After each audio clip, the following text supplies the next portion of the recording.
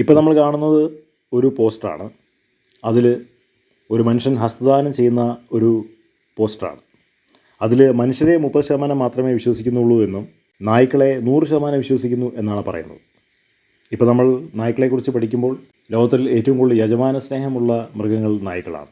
അവർക്ക് കാപട്യമില്ല. നമ്മൾ അവരെ വഴക്ക് പറഞ്ഞാലും തല്ലിയാലും വീണ്ടും അവർ നമ്മളെ ആശ്ലേഷിക്കാനും സ്നേഹിക്കാനും നക്കി തുടയ്ക്കാനും ഒക്കെ വരും. മനസ്സിൽ കാപട്യമില്ല. അതുകൊണ്ട് 100% നമുക്ക് അവരെ വിശ്വസിക്കാം. മനസ്സിൽ വ്യക്തിവൈരാഗ്യം വെച്ചുകൊണ്ട് നമ്മളോട് പെരുമാറുന്നൊരു സ്വഭാവം മൃഗങ്ങൾക്കില്ല, പ്രത്യേകിച്ച് നായ്ക്കൾക്കില്ല.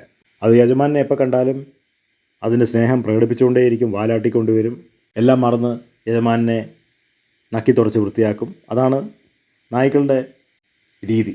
പക്ഷെ മനുഷ്യൻ അങ്ങനെയല്ല. ഇന്ന് കാണുന്ന മനുഷ്യൻ നാളെ സ്വഭാവത്തിന് മാറ്റം വരും.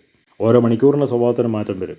കാലം മാറുന്നത് പോലെ, അതുപോലെ തന്നെ തൊട്ടാവാടി കരിഞ്ഞു പോകുന്നത് പോലെ, ഇല വാടുന്നത് പോലെ, മഞ്ഞുരുകി പോകുന്നത് പോലെ മനുഷ്യൻ്റെ സ്വഭാവത്തിന് മാറ്റം വരും. മനുഷ്യനെ ദുഃഖിപ്പിക്കുന്നതാണ്. മനുഷ്യനെ വിശ്വസിച്ചുകൊണ്ട് ആർക്കും ഒന്നും ചെയ്യാൻ കഴിയില്ല. കാരണം മിക്കവാറും എല്ലാവരും എന്തെങ്കിലും പ്രത്യേക താല്പര്യങ്ങൾക്ക് വേണ്ടിയിട്ടാണ് മറ്റൊരാളെ സമീപിക്കുന്നത്. ആർക്കും ആരോട് നിസ്വാർത്ഥമായിട്ടുള്ള സ്നേഹം ഇല്ല. അത് വളരെ കുറച്ച് പേർക്കേ ഉള്ളൂ. മനുഷ്യനെ വിശ്വസിക്കാൻ വളരെ ബുദ്ധിമുട്ടാണ്. അപ്പോൾ മനുഷ്യരെയും നായ്ക്കളെയും തമ്മിൽ താരതമ്യപ്പെടണം നടത്തുമ്പോൾ നായ്ക്കളെയാണ് നമുക്ക് കൂടുതൽ വിശ്വസിക്കാനായിട്ട് പറ്റുക.